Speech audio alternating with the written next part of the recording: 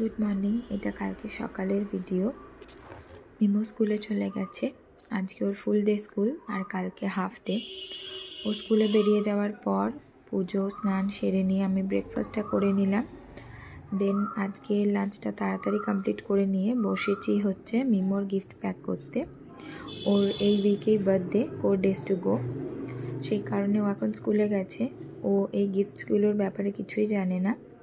ওর জন্য পপসিকলসের একটা ডেলি ইউজের সোপ নাইকা থেকে আর ভিমসি এর একটা মেকআপ কিট আমি অর্ডার করেছিলাম।